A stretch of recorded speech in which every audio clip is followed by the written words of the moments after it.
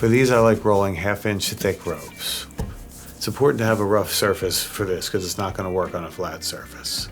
I'm slicing off about 1/4 inch, and then I'm using my index fingers very lightly to form the outside of the shape. My knife is at a 45-degree angle, and I'm pressing it, but if I press it too hard, it's not going to work because I'm going to squash it. See how it pops up when I run the knife over it?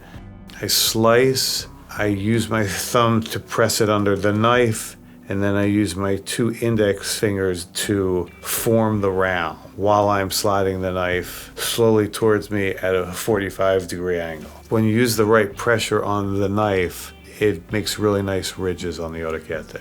And if they're not round enough, you can always use your thumb to really round them out and make them like little hats.